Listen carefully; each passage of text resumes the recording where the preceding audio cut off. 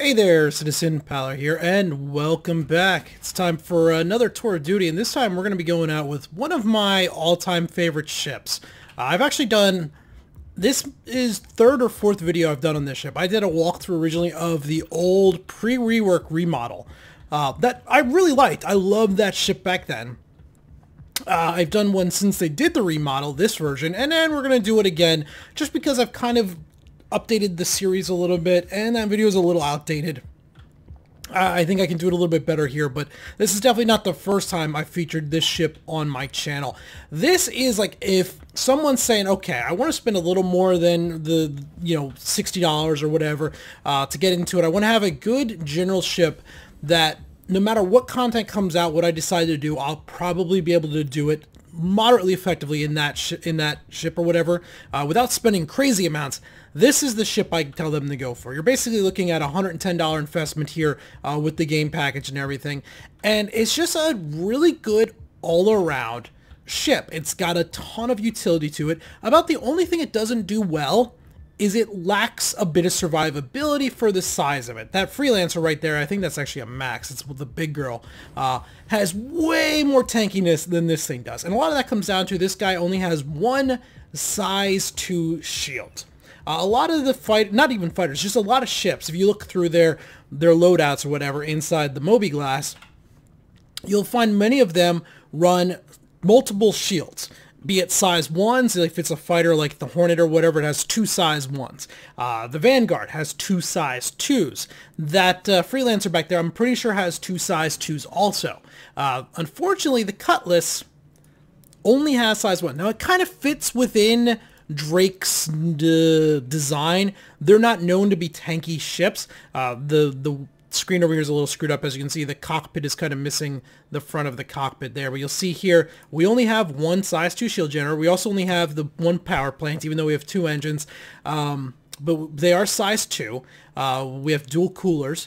If we look over in propulsion, we do have size 2 quantum drives. This, I think, is the cheapest ship. Don't quote me on this. I think this is the cheapest ship to start having the size 2 components. I don't think any ships under this price come with size 2 quantum, size 2 shields or anything like that. I may be wrong. In terms of weaponry, we can't really scroll through here. You have a whole lot of missiles. I forget how many exactly. It's like 10 or so. You also have 6 size 3 hardpoints.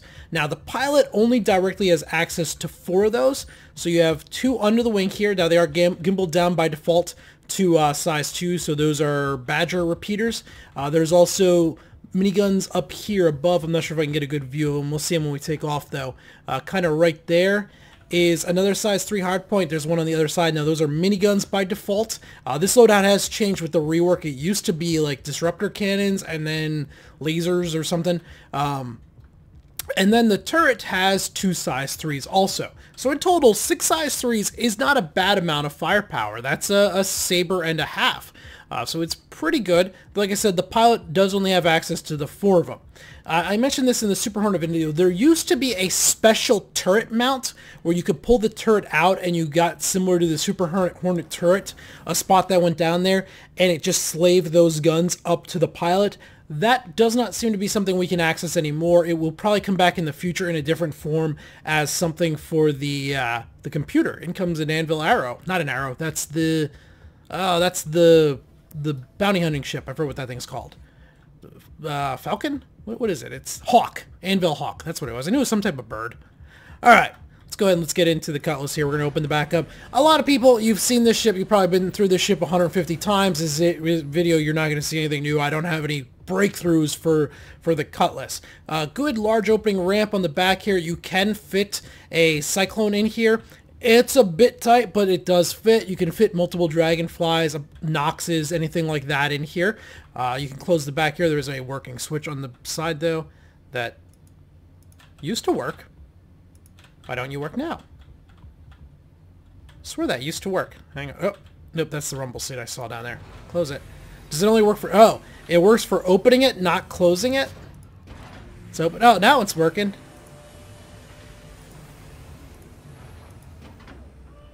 Anyway, there we go. Let me go turn the power on quick.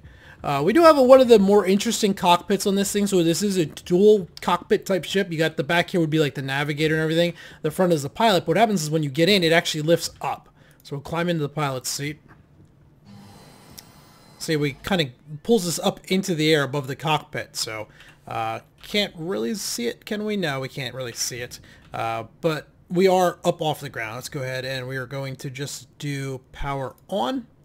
So we have some lights, then we'll exit back down, with the seat lower back down and out. Your systems are online. And now we can actually see a little bit more. We'll go back to the back and we'll work our way forward. So yeah, you got the landing ramp. You do have some rumble seats here. These do work. People can sit on them, so if the game lags out or whatever, hopefully they don't fall out the back of the ship. Similar to the Valkyrie, you do have side doors that you can open up. Unlike the Valkyrie, you don't have any little step pads. These are very handy, though, for missioning with this thing. Retrieval missions, you take it out. These doors are a lot easier to come in and out of than many of the fighters. So you just pop this side door, you fly out, you grab the item you need, you fly back in, boom, you probably fall on your face, but you're in, and you're ready to rock and roll. I really like that door on either side. These can also be used for bringing in, like I was saying, the Dragonflies or the Nox, the little Lev bikes. You come in this way, and then you can turn and you can be facing out that way. Though there will be a bit of a rough engagement as they first come across this lip and they'll fall and stuff because the physics grids get a little wonky as you're doing that. A decent amount of cargo capacity. Would I consider this a cargo hauler? Absolutely not. But for a general purpose ship that does all of the things that this thing does, you can also carry something like 65 SCUs of cargo space. I might be off on that number. Don't quote me on that. But a fair bit of cargo space. Here is the entrance into the turret. I'm not going to bother going in because we can't shoot it right now. It's a very generic Drake turret. You already saw the two beds. And then we have some basic stuff like, you know, this would be our components and everything. A bunch of weapon terminal or weapon stations there for dropping off range or... yeah, you get what they're weapon lockers for once they do the persistent inventory or whatever where you don't have everything just magically appear on your back and you need to store stuff. There's no shower or bathroom or anything like that. That is something I kind of miss. The old Cutlass had this really funny setup with this like cot in the back, and at the head of the cot was this little latrine.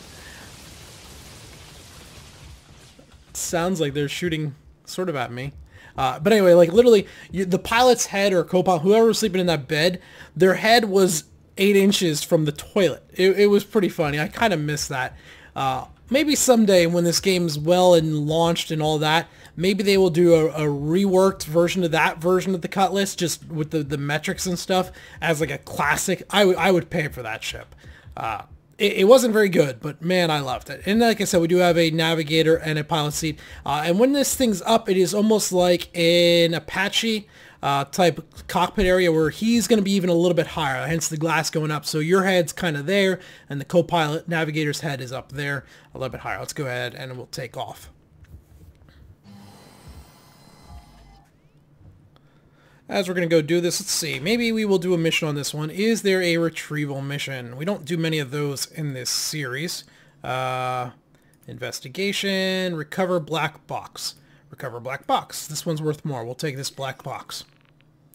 Go ahead and bring the engines online. Engines on. Lift up. Another thing that was lost with the rework of this ship, these engines on the back used to gimbal around all over the place like crazy madmen. They broke a lot, they got blown off a lot, but I do kind of miss that. Like, so if you would try to reverse or whatever, the engine would actually flip around 180 degrees and be blowing the other way. And as you would turn, they would spin all over the place. It gave it a lot more personality. For a ship that already still does have quite a bit of personality, though, that's not much of a problem. All right, where are we going? Going out this way. Comare. No, we're not going to the Comare. We're going to the wreck site. Did I map? Huh. Quantum drive is now on. I'm not sure where we're going, because I didn't put in the star map. We'll see where we show up. So yeah, if you're looking for a great general purpose ship that isn't very tanky, this is a good one. This is probably the better one. There's a really good argument to be made, and I think I brought this up in my Freelancer video. The Freelancer's arguably, because it's only $10 more, a significantly better value. It really is. The Freelancer just you know, in terms of punch, durability, survivability, cargo capacity, the Freelancer just really is worth more because of that $10 value, or it's a better value. Let's now go ahead and do the star map thing. All right, zoom out. Where are we going? Where are we going? Yep, we're here, but where do we actually have to go? Where's my thing? Did it? Aw, we failed it? Someone else got it. All right, let's try a different one. It was this one. Recover black box. Accept. Let's go ahead. We're getting contacts out there. Where's this black box at? Oh, something happened. All right, set route. Here we go. Let's see, there's a caterpillar. Cycle. Just a caterpillar, or is it two caterpillars?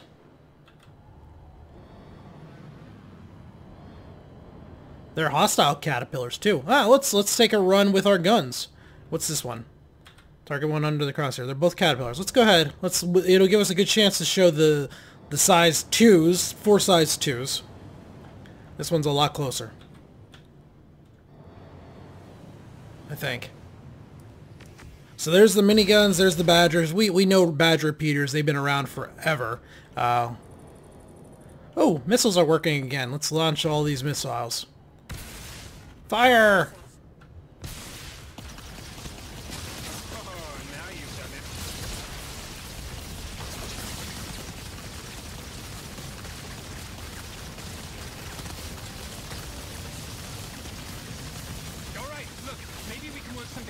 Oh boy.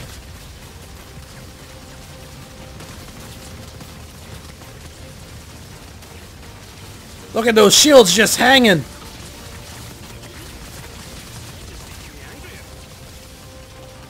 Come on, we can get through the shields, can't we?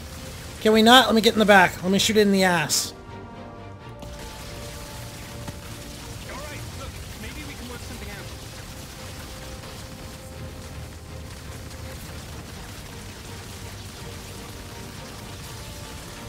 Alright, something's broke there. We're not even touching those shields. Okay, off to the black box.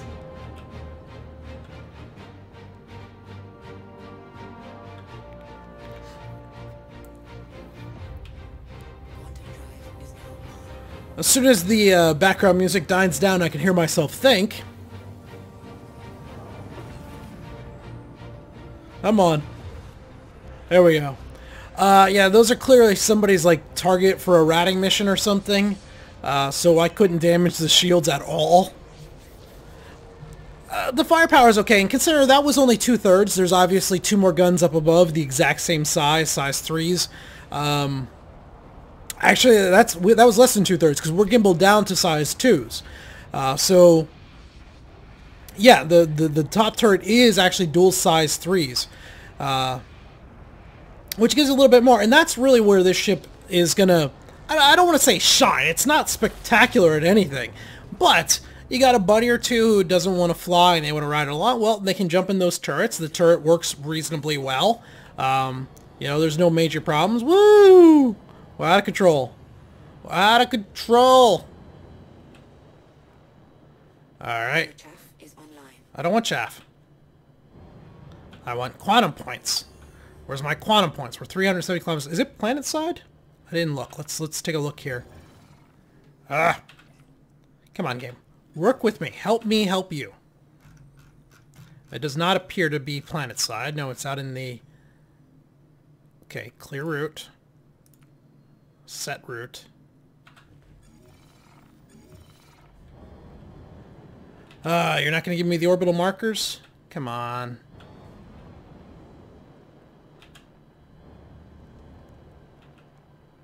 Oh, we didn't do speed or any of that type of stuff. Yeah, here we go. So speed, we're going to come down to a stop.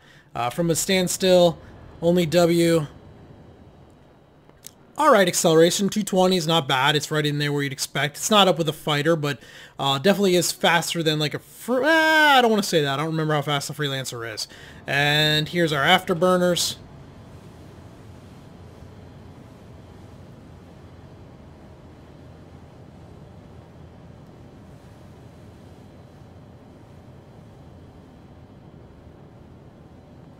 This is what really leaves a lot to be desired. For relatively big engines behind us, you know, on either side there, those are not tiny little engines. And this ship, while obviously getting up to that larger mid-size, isn't huge. This is really quite slow. 11:15, yeah, it's adequate. And that's perhaps the best way to describe the Cutlass all around. It's adequate. It's not great. It's not amazing. No, I don't want that. I want the skyline. Set route. Clear, clear, clear, clear, clear, clear. Go back to the ship. Zoom out. Zoom in. Set route.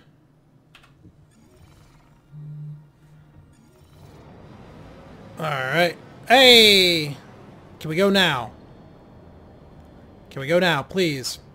Alright, let me get out there and then we'll jump out. We'll do last little final thoughts or whatever. Alright, here we go. I had to do it the old-fashioned slow way. That was painful and took me about 4 minutes to fly out here, but that's fine. It is supposed... Woo! We're going too fast. Whee! Slow down. Oh boy. Okay.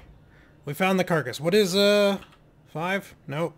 There it is. Yep, that is the lights. So we found the, destroyed... What is this? This looks to be... This was a Connie. A blown up Connie. So let's go ahead. We'll come up over here. We'll come across this way a little bit. Impact warning. And we will kill the engines just so it kind of sits there.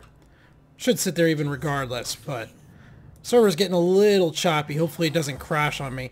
But if it's going to, let's go ahead and summarize. This ship, if you have not noticed, is one of the ones I really like. I don't have a good reason why. Oh yeah, now the door's not opening. There we go. Server's getting real sluggish. It's not very good at anything, but it's not bad at anything either. And that is kind of the way I like my ships, I guess. I like jack of all trade more than one trick pony. But they definitely do leave room to be desired for improvement in a lot of places then. So it's like, it's a 50-50 type of thing. It's hard to really justify.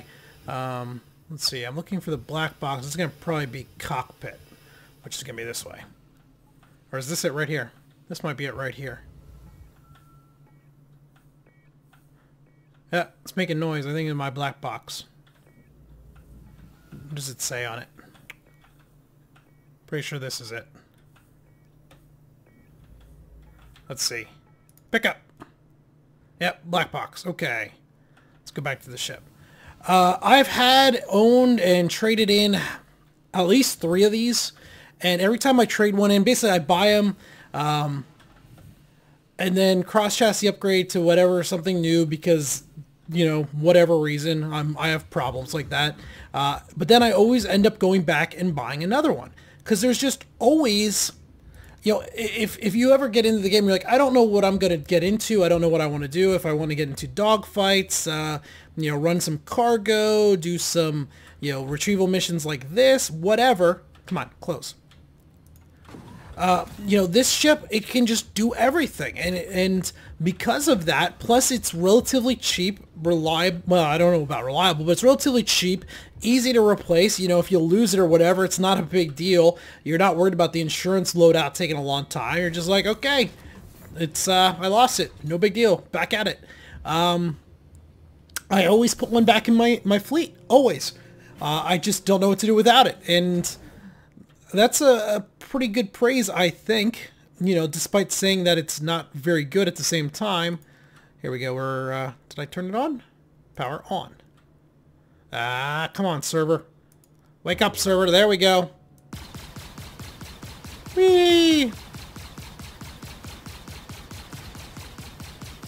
It's a turret. I don't know what you expected. It's a turret. All right, turned off. It does have the gyro switch, which is nice. So that's handy.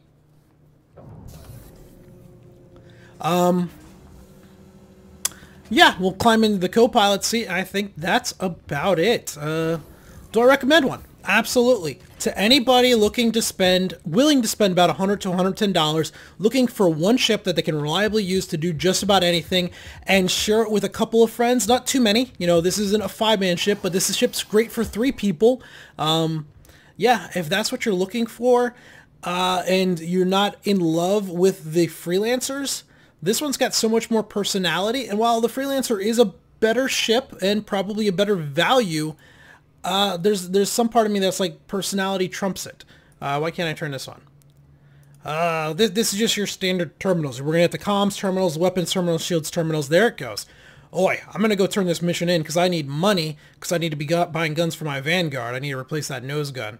So I'm gonna go try and turn this in before the server goes down. Wish me luck. Until next time, this has been Paler. Thanks for watching.